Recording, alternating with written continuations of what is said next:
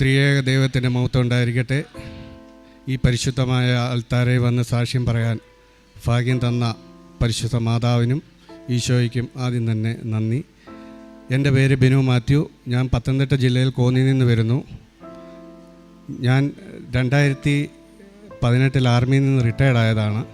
എൻ്റെ ഭാര്യ Sini Saudi MOH നിന്ന് റിസൈൻ കൊടുത്തു വന്നതാണ്. ഞങ്ങൾക്ക് 3 മക്കളാണ്: Angel Maria, Adona Maria, an Maria. ഞാൻ 2022 ഒക്ടോബർ മാസത്തിലാണ് ആദ്യമായിട്ട് കൃപാസനത്തെക്കുറിച്ച് അറിയാനിടയായത്. എല്ലാവരെയും പോലെ നാട്ടിൽ വന്ന് ഒരു ബിസിനസ് നടത്താമെന്നോർത്താണ് നമ്മളെല്ലാം റിസൈൻ ചെയ്ത് വന്നത്. അങ്ങനെ ഞാനൊരു ആർമി റിക്രൂട്ട്മെൻറ്റിൻ്റെ കോച്ചിങ് സെൻറ്ററും നേഴ്സിങ്ങിൻ്റെ ഒരു ഏജൻസിയുമായിട്ടൊരു ഓഫീസ് തുടങ്ങി. വളരെ കുഴപ്പമില്ലാത്ത കാര്യങ്ങളൊക്കെ ഓടുകയായിരുന്നു. ആ സമയത്ത് കൊറോണ വന്ന് ബിസിനസ്സെല്ലാം ഡൗണായി. അപ്പം സ്വാഭാവികമായിട്ട് നമുക്കൊരു ബിസിനസ് ചേഞ്ച് ചെയ്യണമെന്ന് ഓർത്ത് ഞങ്ങളൊരു ബേക്കറി തുടങ്ങുന്നതിനെക്കുറിച്ച് ആലോചിച്ചു.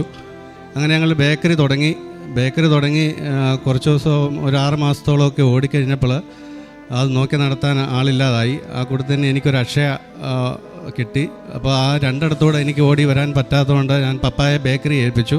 ഒരു സ്റ്റാഫും ഉണ്ടായിരുന്നു. അപ്പോൾ ആ കൂട്ടത്തിൽ തന്നെ വൈഫിന് OIT പഠിക്കണമെന്നൊരു ചിന്തയും വന്ന് അങ്ങനെ വീട്ടിലെ താളം മൊത്തത്തിൽ തെറ്റി. കാരണം 7 പേർക്ക് പൊതികെട്ടലും കാര്യങ്ങളും ഒക്കെ ആയി. കുഞ്ഞുങ്ങളെല്ലാം ചെറുതാണ്. വളരെ ബുദ്ധിമുട്ടിയിരുന്നപ്പോൾ ഞങ്ങളെന്നാ ഓർത്തെന്നാൽ ബേക്കറി വിറ്റേക്കാമെന്ന് ഓർത്തു. ബേക്കറി വിൽക്കാൻ ഞങ്ങൾ ഏകദേശം ഒരു 4-5 മാസം ഞങ്ങൾ പലരോടും പറഞ്ഞ്, ബ്രോക്കറോടും പറഞ്ഞ്, കൂട്ടുകാരോടും പറഞ്ഞ്, നാട്ടുകാരോടും എല്ലാം പറഞ്ഞു. ആൾക്കാരെല്ലാം വന്ന് കണ്ടു, ഇഷ്ടപ്പെടുന്നുണ്ട്. പക്ഷേ ആരും അങ്ങോട്ട് അടുക്കുന്നവർ ഇത് എടുക്കാൻ താല്പര്യത്തോട് വന്നാൽ ഉടനെ ആ കടയുടെ ഉടമസ്ഥർ അവർക്ക് താല്പര്യമുള്ളവർക്കേ അവർ കൊടുക്കത്തുള്ളൂ. അങ്ങനെ ഞങ്ങൾ ഒരു വലിയൊരു വിഷമഘട്ടത്തിലേക്കും ഒരു വലിയ നഷ്ടത്തിലേക്കും ബേക്കറിയുടെ ഇത് പോയിക്കൊണ്ടിരിക്കുകയായിരുന്നു. ആ സമയത്താണ് സിനിയുടെ ഒരു കൂട്ടുകാരി മുഖാന്തരം കൃപാസനത്തെക്കുറിച്ച് അറിയാനിടയായത്. അപ്പോൾ അങ്ങനെ ഞങ്ങൾ 2022 ഒക്ടോബർ മാസത്തിൽ ഞങ്ങളൊരു light A candle prayer request, ഒരു ശനിയാഴ്ച ഞങ്ങളെല്ലാം പ്രാർത്ഥന ചൊല്ലി ഞങ്ങൾ ലൈറ്റ് എ ക്യാൻഡിൽ റിക്വസ്റ്റ് ഇട്ടു. അത്ഭുതം എന്ന് പറയട്ടെ, തിങ്കളാഴ്ച രാവിലെ ഞാൻ എന്നും ബേക്കറി തുറന്നിട്ടാണ് അക്ഷയയിലോട്ട് പോകുന്നത്.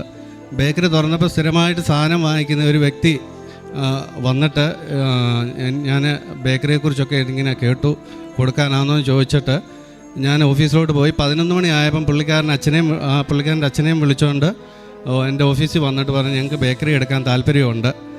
അങ്ങനെ ഞാൻ ശനിയാഴ്ച light A candle prayer request ഇട്ടു. തിങ്കളാഴ്ച പുള്ളിക്കാരൻ വന്ന് ഇത് ഇഷ്ടപ്പെട്ടു. ബുധനാഴ്ച എനിക്ക് ടോക്കൺ തന്നു. വെള്ളിയാഴ്ച ആയപ്പോഴത്തേക്കിന് ബേക്കറിയുടെ എല്ലാ ഡീലും തീർത്തു. അതായത് വിത്തിൻ 1 വീക്കിനകത്ത് 4-5 മാസം കൊണ്ട് ഒരു കുടുംബം മൊത്തം വിഷമിച്ച കാര്യം ഒറ്റ ഒരാഴ്ച കൊണ്ട് മാതാവ് അത് മാറ്റി തന്നു. ഞങ്ങൾക്ക് ഭയങ്കര ഒരു അത്ഭുതമായിട്ട് തോന്നി. അടുത്ത ഈ OIT വൈഫ് പഠിക്കുന്ന കാര്യത്തെക്കുറിച്ച് ഞാൻ ആദ്യം തന്നെ അതാണ് ഞാൻ പറഞ്ഞത്. അപ്പോൾ ഈ ബുദ്ധിമുട്ട് സമയത്ത് വൈഫ് OITക്ക് ചേർന്നു. അപ്പം വീട്ടിലെ സ്ഥിതികളെല്ലാം ഭയങ്കരമായിട്ട് ബുദ്ധിമുട്ട്. കുട്ടികൾക്ക് പനി, വീട്ടിൽ പനി, അച്ഛനും അമ്മയ്ക്കും പനി. രാവിലെ 9 മണിക്ക് ക്ലാസ്സിന് പോകേണ്ട വ്യക്തി 11 മണി ആയാലും ക്ലാസ്സിലെത്താൻ പറ്റത്തില്ല.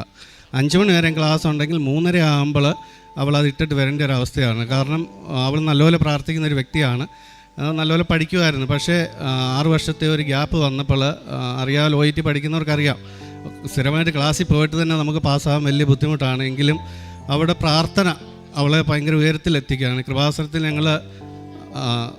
ഞങ്ങൾ 22-ന് അത് ഞാൻ പറയാൻ മറന്നുപോയി. 22 ഞങ്ങളുടെ ബേക്കറി വിറ്റതിന് ശേഷം നവംബർ 12-ന് വന്ന് ഞങ്ങൾ തീർത്ഥാടന ഉടമ്പടി എടുത്തു.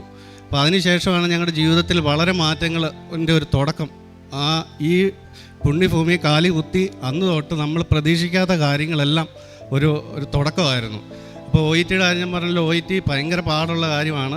എങ്കിലും അവൾ പറഞ്ഞ് ഞാൻ ശ്രമിക്കാം എന്ന് പറഞ്ഞപ്പോൾ ഒരു 3 മാസത്തെ കോഴ്സ് എടുത്തിട്ട് ക്ലാസ്സിൽ ചെന്ന് അപ്പം ഇവിടെ വന്ന് പ്രാർത്ഥിച്ചിട്ട് അച്ഛനെ കണ്ടില്ല.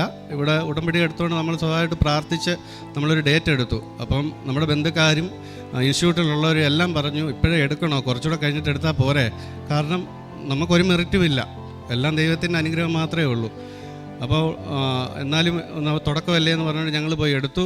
ഇൻസ്റ്റിറ്റ്യൂട്ടിലുള്ളവരാരും പാസ്സായില്ല. പക്ഷേ എൻ്റെ ഭാര്യയ്ക്ക് 3 മൊഡ്യൂളിന് പാസ്സായി, 1ത്തിന് മാത്രം C ആയി. അതുതന്നെ ഞങ്ങൾക്കൊരു വലിയ അനുഭവമായിരുന്നു. മറ്റുള്ളവർ മുമ്പ് ഞങ്ങൾക്കൊരു നിൽക്കത്തക്ക രീതിയിൽ ദൈവം മാതാവ് ഞങ്ങളെ ഉയർത്തി. പിന്നെ അടുത്തതിന് ഇവിടെ വന്ന് ഞങ്ങൾ അച്ഛനെ കണ്ട് അച്ഛൻ്റെ ബ്ലെസ്സിങ് വാങ്ങിച്ച് അച്ഛൻ കാശിരൂപം പ്രാർത്ഥിച്ചു കൊടുത്തു. അത് കഴുത്തിലിട്ടുകൊണ്ടാണ് എക്സാമിനെല്ലാം പോയത്. എന്തുമായാലും ആദ്യത്തെ എക്സാം ഭയങ്കര ടഫായിരുന്നു. അതിനേക്കാളും ടഫായിരുന്നു രണ്ടാമത്തെ എക്സാം. ഒരിക്കലും പാസ്സാവത്തില്ല എന്ന് വിചാരിച്ചത് ഞങ്ങളാണ്. പക്ഷേ റിസൾട്ട് വന്നപ്പോൾ ഫാരിയ 4 മെഡലുകളും കിട്ടി. അത്ഭുതമായിട്ട് മാതാവ് അവളെ ജയിപ്പിച്ചു. അടുത്തതായിട്ട് എൻ്റെ കയ്യിൽ ഒരു ഈ കസാരയെ കൈവച്ച് എൻ്റെ ഈ മുട്ടിൻ്റെ ഈ ഭാഗത്ത് വലിയൊരു എല്ല് തെള്ളി ഇങ്ങനെ വരുമായിരുന്നു. സത്യത്തിൽ ഞാൻ ശരിക്കും പേടിച്ചു പോകുമായിരുന്നു. ആ എല്ല് മുഴയല്ലായിരുന്നു, എല്ല് തെള്ളി വരുമായിരുന്നു. എങ്കിലും ഞാനിവിടെ ഉടമ്പടി എടുത്തുകൊണ്ട് എനിക്ക് പേടിയായിട്ടൊന്നും ഇല്ലായിരുന്നു. ഞാൻ എന്നും രാവിലെയും വൈകിട്ടും കുളിച്ചിട്ട് ഈ ഉടമ്പടി തൈലം എടുത്ത് പ്രാർത്ഥിച്ച് ചൊല്ലുമായിരുന്നു. ഞാൻ എല്ലാവരും മുന്നേ സാക്ഷ്യപ്പെടുത്തുകയാണ്, എൻ്റെ ഈ കയ്യിലെ ആ എല്ല് തെള്ളിയത് പൂർണ്ണമായിട്ട് മാറിയിരിക്കുകയാണ്. അടുത്തത് അതുപോലെ എല്ലാ മാസവും ഞങ്ങൾ കൃപാസനത്തിൽ വരുന്നതാണ് കുടുംബമായിട്ട്. അപ്പോൾ കഴിഞ്ഞ 8-ാം തീയതി വന്നപ്പോൾ എൻ്റെ രണ്ടാമത്തെ കുഞ്ഞിന് ഓൾറെഡി ഈ OET പാസ്സായതിൻ്റെ ഒരു സെലിബ്രേഷൻ അവിടെ കട്ടപ്പനയിലുണ്ടായിരുന്നു. അപ്പോൾ അന്ന് തൊട്ടേ കുഞ്ഞിനൊരു പനിയും ഇതൊക്കെ ഉണ്ടായിരുന്നു. അപ്പോൾ അത് ഞങ്ങൾ കൂട്ടാക്കാതെ കൃപാസനത്തിൽ വരണമെന്ന് വെച്ച് കഴിഞ്ഞാൽ ഞങ്ങളിങ്ങനെ വരുക. അപ്പോൾ ഞങ്ങൾ കോന്നിയിൽ നിന്ന് വരുന്നതുകൊണ്ട് ഞങ്ങൾ കോട്ടയത്ത് വന്ന് രാവിലെ ഇവിടെ എത്താൻ വേണ്ടി കോട്ടയത്ത് റൂം എടുത്തിട്ട് രാവിലെ ഇവിടെ എത്തി. പക്ഷേ ഇവിടെ വന്ന് കുറച്ച് നേരം കഴിഞ്ഞപ്പം തൊട്ട് എൻ്റെ രണ്ടാമത്തെ കുഞ്ഞിന് ഭയങ്കര ശ്വാസം മുട്ടൽ. അത്ര ഞാൻ ഉടമ്പടി പുതുക്കാനായിട്ട് പോയിരിക്കുമായിരുന്നു, ഇവിടെ കിടത്തിയിരിക്കുകയായിരുന്നു. ഭയങ്കര ശ്വാസം മുട്ടൽ എന്ന് പറഞ്ഞു കഴിഞ്ഞാൽ പേടിക്കുന്ന രീതിയിലുള്ള ശ്വാസം മുട്ടലായിരുന്നു. അങ്ങനെ 4-5 മണിയായപ്പോൾ ഞങ്ങൾ ഇവിടുന്ന് പോയി വെളിയിലിറങ്ങി ഇവിടുന്ന് അങ്ങോട്ട് തിരുവല്ലായ്ക്ക് പോയ വഴിക്ക് അവിടെ ഒരു ക്ലിനിക്കിൽ കയറി ഞങ്ങൾ കാണിച്ചു കഴിഞ്ഞപ്പോൾ അവർ പറഞ്ഞു ഇതുപോലെ ഓക്സിജൻ്റെ ലെവൽ 70 ഉള്ളൂ, കുഞ്ഞുങ്ങൾക്കൊക്കെ 100 വേണം. അപ്പോൾ 70 ഉള്ളെന്ന് പറഞ്ഞാൽ ഒരു ക്രിട്ടിക്കൽ സ്റ്റേജ് തന്നെയാണ്. അപ്പോൾ അവർ പറഞ്ഞു ഇവിടുന്ന് തന്നെ നേരിട്ട് നിങ്ങൾ ICUലോ എവിടെയെങ്കിലും പോയിട്ട് വീട്ടിൽ പോകാൻ ഉള്ളെന്ന് പറഞ്ഞു. ഏതെങ്കിലും ഹോസ്പിറ്റലിൽ കാണിക്കാൻ പറഞ്ഞു ICU ഉള്ളത്. അപ്പോൾ ഞങ്ങൾ മാതാവിൻ്റെ പ്രാർത്ഥിച്ച് ഞാൻ തൈലമൊക്കെ എടുത്ത് തൊട്ട് നെഞ്ചത്തും എല്ലായിടത്തും തൊട്ടു. അപ്പോൾ ഇച്ചിരി ആശ്വാസം വന്നപ്പോൾ ഞങ്ങൾ എങ്ങും കാണിക്കാതെ വീട്ടിൽ പോയി. രാത്രി 10 മണി ആയപ്പോഴത്തേന് വീട്ടിലെത്തി ഒരു 12 മണി ആയപ്പോഴത്തേക്കിന് വീണ്ടും ശ്വാസമുട്ടൽ ഭയങ്കരമായി. അപ്പോൾ ഇനി പിന്നെ വെച്ചോണ്ടിരുന്നിട്ട് കാര്യമില്ല, കാരണം ഈ ഓക്സിജൻ ലെവൽ കുറഞ്ഞു പോയി, എന്താ സംഭവിക്കുന്നതെന്ന് പറയാനൊക്കത്തില്ല.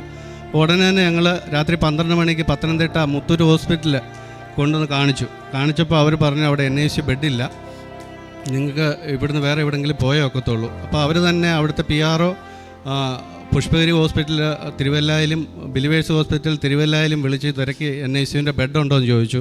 പക്ഷേ എങ്ങും അവൈലബിലിറ്റി ഇല്ലാത്തതുകൊണ്ട് ആ പാടെ ഞങ്ങൾ 12 മണിക്ക് എത്തിയതാണ്. 1 മണിയായി, 2 മണിയായി. അപ്പോൾ അവിടുന്ന് കാരിത്താസിൽ വിളിച്ച് നോക്കിയപ്പോൾ കോട്ടയം കാരിത്താസ് ഹോസ്പിറ്റലിൽ നിന്ന് മെസ്സേജ് വന്നു, അവിടെ ബെഡുണ്ട്, അവിടോട്ട് കൊണ്ടുവരാൻ പറഞ്ഞു. അങ്ങനെ ഞങ്ങൾ ആംബുലൻസെ കയറ്റി കാരിത്താസ് ഹോസ്പിറ്റലിൽ 4 മണിയായപ്പോൾ അവിടെ എത്തി. അപ്പോൾ ഞങ്ങൾ നേരത്തെ വിളിച്ച് പറഞ്ഞുകൊണ്ട് ഡോക്ടർമാരും നഴ്സുമാരും എല്ലാം തയ്യാറായിട്ടിരിക്കുമായിരുന്നു. നേരെ NICയിലോട്ട് കയറ്റി കുഞ്ഞിനെ. ഞായറാഴ്ച രാവിലെയാണ് കയറ്റിയത്. അന്നത്തെ ദിവസം ഡോക്ടർമാരൊന്നും ഇല്ലായിരുന്നു. എങ്കിലും ഞാൻ എൻ്റെ കാശ് രൂപം എടുത്ത് കുഞ്ഞിൻ്റെ കഴുത്തിൽ ഇട്ട് തൈലവും ഉപ്പും എല്ലാം കൊടുത്ത് ഞങ്ങൾ പ്രാർത്ഥിച്ചു. പിന്നെ ICU കിടന്ന മറ്റ് ബെഡിലുള്ളവർക്കെല്ലാം നമ്മൾ ഇവിടുന്ന് കൊണ്ടുപോയ കാശ് രൂപങ്ങൾ കൊടുത്തിട്ട് അവിടുത്തെ ഞങ്ങളിത് പറഞ്ഞപ്പോൾ അവർക്ക് തന്നെ ഭയങ്കര ഒരു അത്ഭുതമായി. അവർക്ക് കൃപാസനത്തെക്കുറിച്ച് വലിയ അറിവോ കാര്യങ്ങളോ ഒന്നും ഇല്ലായിരുന്നു. ഞങ്ങൾക്കൊരു ക്ലാസ് എടുക്കാൻ മാതാവ് ഞങ്ങൾക്ക് അവിടെ ഒരു വലിയൊരു അനുഗ്രഹം അവിടെ തന്നു. അങ്ങനെ അവർക്കെല്ലാം പത്രമെല്ലാം കൊടുത്തപ്പോൾ ഇവിടെ കൃപാസനത്തിൽ ഭയങ്കര വിശ്വാസമായി. അടുത്ത ദിവസം ഡോക്ടർ വന്ന് നോക്കിയപ്പോഴത്തേക്കിന് കുഞ്ഞിൻ്റെ അസുഖം ഏകദേശം ഒരു 70% ഓക്കെ ആയി.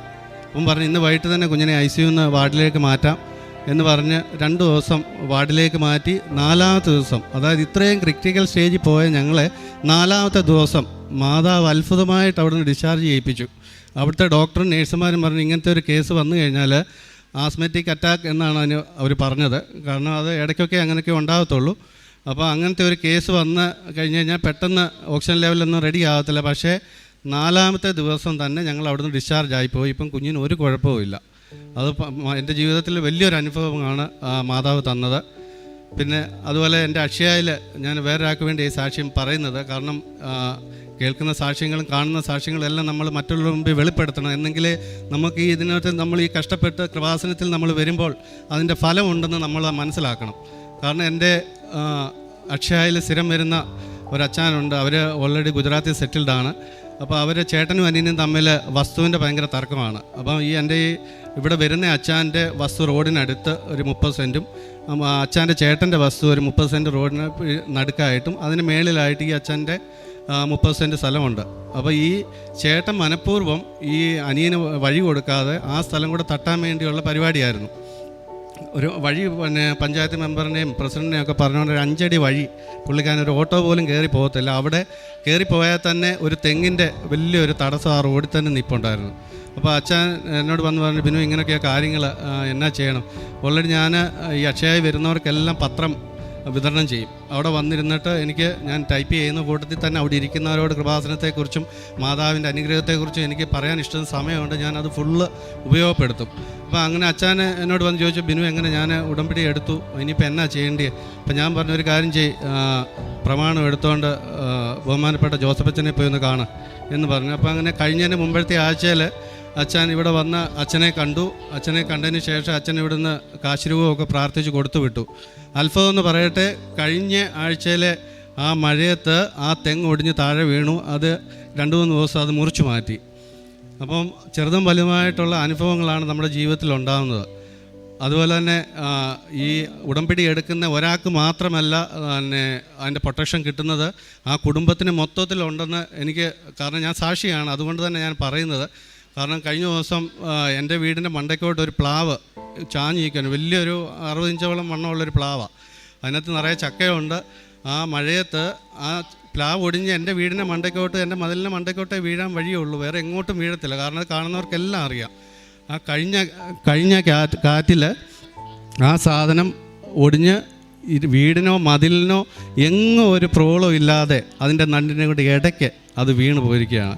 അപ്പോൾ ഇതൊക്കെ നമുക്ക് നേരിൽ കാണുന്ന സാക്ഷ്യങ്ങളാണ്. അപ്പോൾ കഴിഞ്ഞ ശനിയാഴ്ച ഞങ്ങൾ ഇതുപോലെ മണർകാട്ട് പള്ളിയിൽ അതുവഴി പോയപ്പോൾ അവിടെ വൺ വേ ആണ്.